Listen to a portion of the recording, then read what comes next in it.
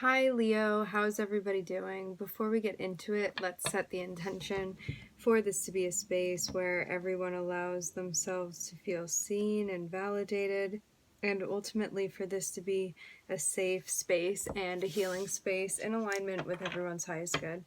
So when I was meditating on the energy, I was picking up a sense of feeling connected in a very intricate and delicate way. So this may be how you're connecting with yourself, how you're connecting with the people around you, energy around you, nature. You may feel like you're more in step with things.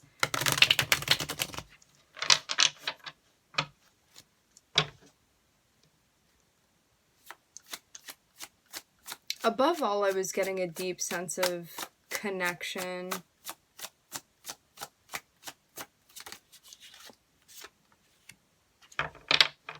Seven of Pentacles. Looks like you may be waiting for something to come together. The deck I'm using is called the Lunasomnia.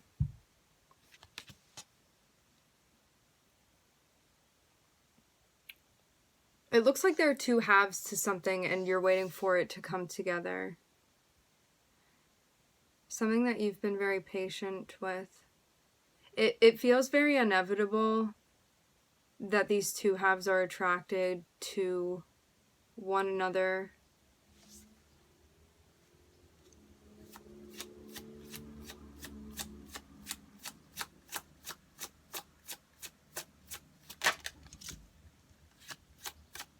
I'm looking at Neptune energy here. Let's see what this is about. A lot of waiting. For some of you, you're connecting with someone from the past. Past life connection for some, I'm hearing this. You may have a Neptune contact with someone within your synastry with them.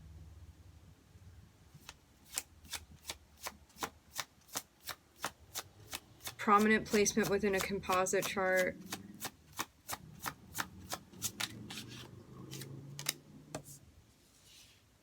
Wow, yeah. For some of you, this is about waiting for something to come together with another person, you and another person. This is somebody you've known for a long time. Past lives together with this person. There's a sense almost of knowing that you guys are going to be together, even if you're not right now. Because with the Seven of Pentacles, it seems like maybe things aren't exactly how you want them to be right now. But again, it's just inevitable that these two pieces are going to come together.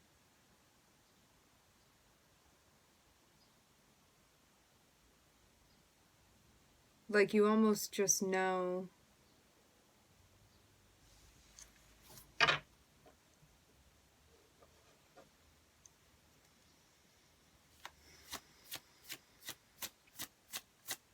When we have a Neptune contact with someone,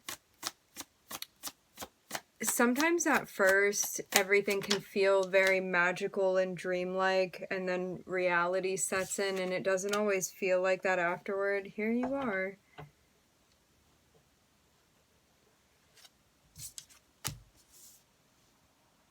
So with a Neptune placement, sometimes when we have a strong Neptune placement with somebody within our synastry with them, which is like if you take one person's chart and another person's chart and you lay them on top of each other, you see kind of how their natal charts interact with one another, how they aspect one another. And so when we have a Neptune contact with someone, at first glance, they seem like a fairy tale, like everything you could imagine you would want in another person. And then usually as time goes on, there's a sense of like that facade fading away. And sometimes it's something entirely different that's underneath it. Sometimes we love it just as much as how we first initially perceived someone. And then other times it's not exactly as it seems. For this in particular, it kind of seems like a way that you see someone and care for someone and love someone and connect with someone. It looks like something that never goes away.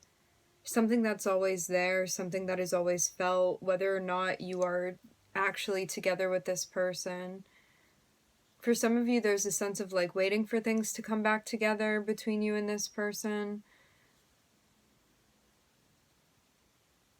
Hoping for that, maybe putting pieces. For some of you, you could have needed to like organize an area of your life or to make some changes prior to being able to reconnect with this person. But it seems like something very important to you, something very significant to you. Because I'm seeing like a lot of past memories that you hold between you and this person. A very, very deep shared connection that you have with them. So I'm looking at the Hanged Man, which is Neptune. I'm looking at the Lovers here, which is Gemini, and I'm looking at Strength, which is Leo. These may be big placements that you have, Pisces, Gemini, Leo, or it may be part of another person's chart here.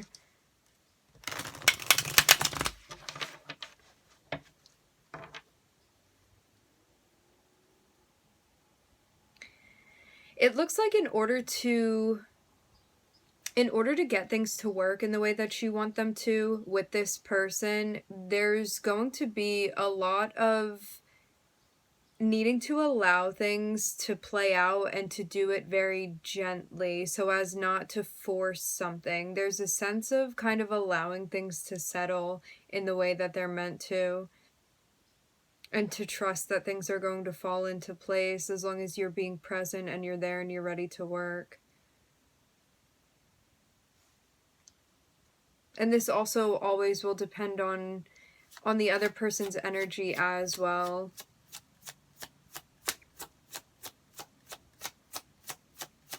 The thing is that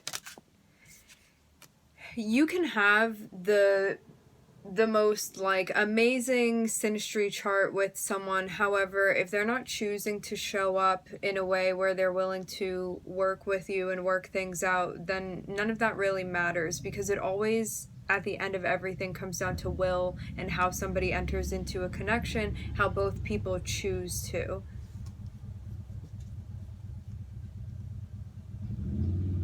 So that's always something to keep in mind too. You may be on paper very compatible with someone, however, there are things that they're not ready for, or other things going on still, lessons that somebody needs to go through, things that need to be tempered, worked out, controlled, things like that. So it always is going to depend on the individual.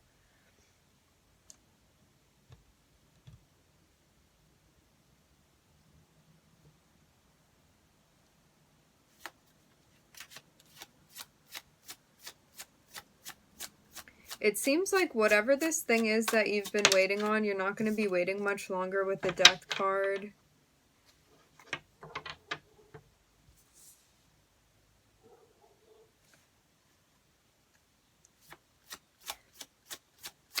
It looks like some type of inner conflict or turmoil is being stirred up at this time, but I'm getting that it's important because it's leading you in an important direction, and it's telling you something that you need to know.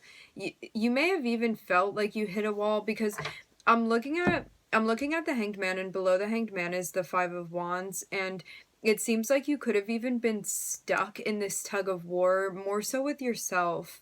And there's a sense of not being able to break through that. But then as the Death card enters, I'm seeing that like this stagnancy related to feeling like you're in an uncomfortable spot but not being able to maneuver out of it. It looks like now that wall is being broken down, and there's a sense of somehow your past being related to this, maybe even unexpectedly for some. Because it seems like action is going to be taken in relation to somebody from your past. I am looking at the Lovers here. The Lovers represent partnerships. It can be a friendship, it can be a romantic partnership, it can be a business partnership. Lots of different ways that this can play out. But yeah, it seems like something that you had been doing where you had been on your own or solo or single in some type of way. Now you're getting connected with someone.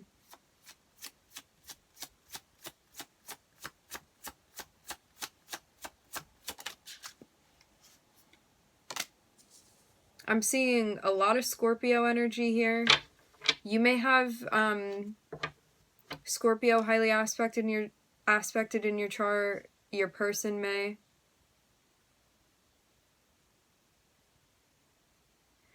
It looks like, to me, it looks like one person has a prominence of Neptune, Pisces energy, and Scorpio, and that the other person has Leo, Gemini, and Pluto, which would be Scorpio.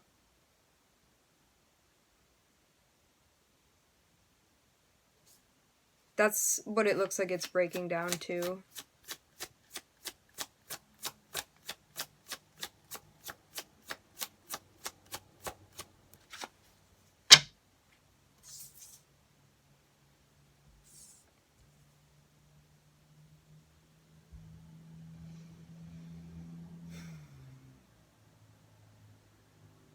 What it looks like to me is that emotionally you're getting to a point where something that you could have been avoiding or maybe felt was unable to be resolved, you're now going to have to face it and address it.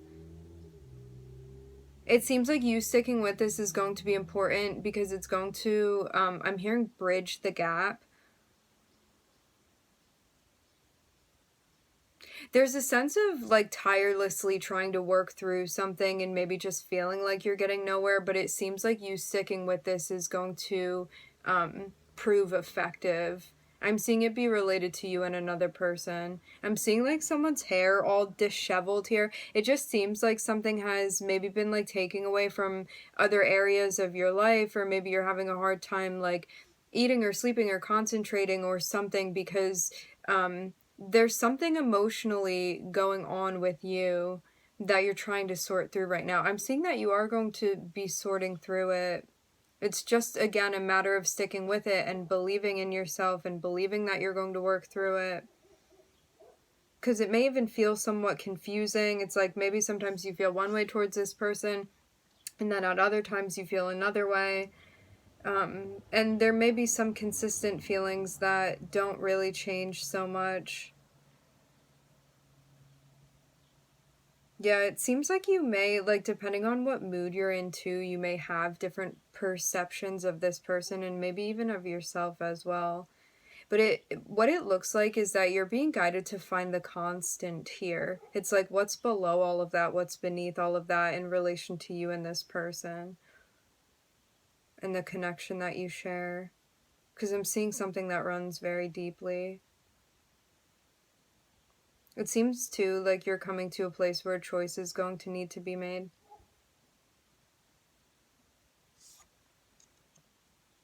For some of you, it's to reconnect with this person. I'm looking at the Ace of Wands on the bottom of the deck. Or to have the opportunity to extend an opportunity to someone. I am looking at the Emperor here.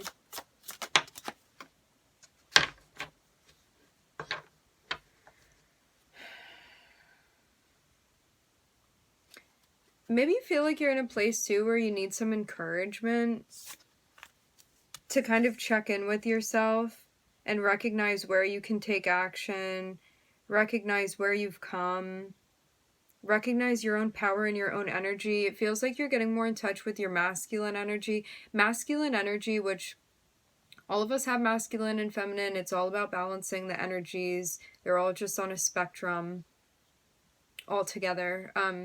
There's a sense of checking in with yourself, and because of getting more in touch with your masculine energy, maybe kind of bringing this to the forefront a bit, there's a sense of you stepping into an energy where you're going to be initiating things, where you're going to be achieving things, where you're going to be addressing someone or initiating something. This is what the masculine energy does, but there's a sense of doing this in a tempered way. So it's not just like going out and doing so with without like controlling or aiming what you're doing. This is about having a particular aim, knowing the direction that you're going in, being in a grounded energy, and pulling things off in that way where you feel collected and you feel centered. And recognizing that within yourself, I'm seeing kind of gives you the boost of motivation that you'd been looking for. So it feels like you're going to be giving yourself a pep talk. Maybe you are giving yourself a pep talk here. Let's see what else. Maybe because of, too, going through a situation that you were kind of like, I'm not sure exactly how I feel about this, or I'm feeling a little bit confused. Maybe there was a sense of you feeling a bit ungrounded or a bit discouraged, lacking some faith in yourself a little bit. Maybe because you had an experience being thrown off like that.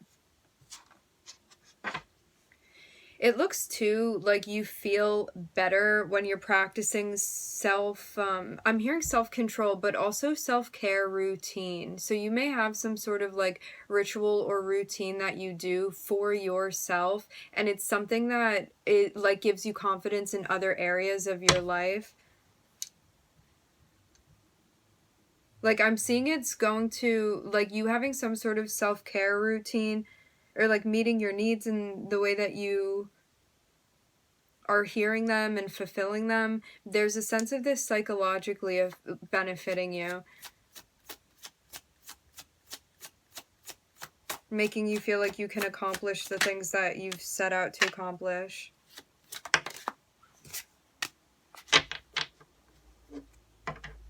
Looks like there's some restraint that's needed as well, with some things that may get out of control if you're not careful. Maybe too, you feel like when you connect with this person that things become out of control. And that may have been part of the reason why there's this separation in the first place. But it seems like something that's meant to be tempered, like as a lesson, like something that you have the capacity and the faculties to be able to master. However, if you are unrestrained within the connection with this person, it can always be the other person, or it can be both of you guys when you come together. There's a sense of things becoming out of balance. Maybe there's a sense of like codependency or obsessive behavior, or things just getting very dramatic or feeling out of control in general. It looks like it stems from the connection because of how strongly and viscerally the connection with this person is felt. There's a sense of feeling like this is one of your biggest weaknesses at times, and also a thing that you feel so very connected and enmeshed within. The way that the devil is popping out in this spread, I'm not seeing it be a situation where it's like, this is not going to be good in any sort of way. You're going to need to back up from it or disengage from this person. There's a sense of this being difficult, and if you work to temper this, like if you work with yourself and work with that other person and they're also working on themselves, there's a sense of being able to have a very intense, in-depth, and healthy connection with this person. It's just about how everyone's choosing to show up and how the energy is being channeled too. Because when the devil is here, there's a sense of intensity that can become unmanageable if it is not actively being managed. And this can mean other traits coming out too, because I'm seeing a lot of Scorpio energy. When Scorpio energy is unrestrained, it can be very paranoid and very obsessive and wanting to know who's doing what and where they are, and taking things apart psychologically and manipulating and taking advantage. Also too, with a Hanged Man, there's a lot of, like, when we look at the less conscious qualities of the zodiacs that are popping up with Neptune, it can be deceptive if it's not ready to live in the light. There can be mind games with like Gemini showing up. There can be a lot of ego with the Strength card. But there's a sense of when all of these things are used in alignment with your highest good and the highest good of this connection, it's the most brilliant connection that you have, both with yourself and with this person. And there's a sense of seeing all of these different aspects as a strength, because when we look at the Scorpio energy, and it's being channeled into a high frequency, there's a sense of having like the most intense, in-depth connection with someone and being able to psychologically understand someone so deeply. With Neptune, there's a sense of feeling like you're living in a fairy tale with someone, feeling psychically connected to them. Unconditional love as well, rather than martyrdom. With the Gemini energy, there's a sense of like being able to talk about all of these different things, having good communication with someone. With this Strength card, there's a sense of loyalty and bravery and courage. And loving like as big as your heart can feel, because Leo is so very connected to the heart chakra.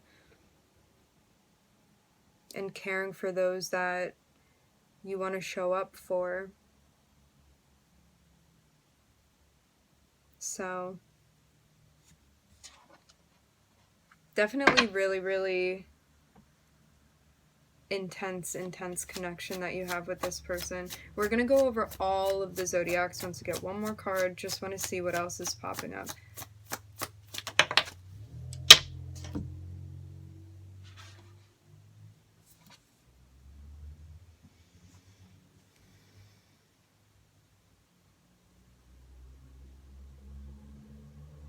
It looks like a direction is finally being chosen. I'm kind of seeing this be like someone's looking at a map and they finally figure out where they're trying to go, and that's the direction that's being picked. And it's interesting too, because there's a sense of like mirroring a bit as we started off with the Seven of Pentacles and we're ending with the Eight of Pentacles. So it feels like a step closer to where you're trying to go, and maybe having some things revealed to you or clarified to you that are bringing the picture into focus. And we're ending with the Magician on the bottom of the deck too, so it very much is that energy of it is what you make it, and you have everything you need to manifest what you want to create, what you want to bring to life, what you want, what you choose to.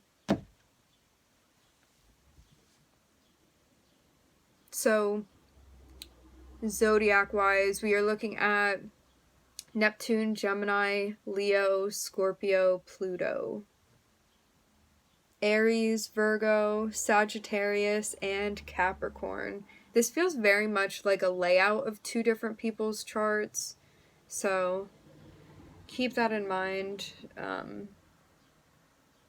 And the Magician is Mercury. All right, my friends, we're going to leave the reading here. I would like to thank everybody for joining. Thank you for tuning in. I'm wishing everybody love and light and healing, and I hope to catch you guys next time.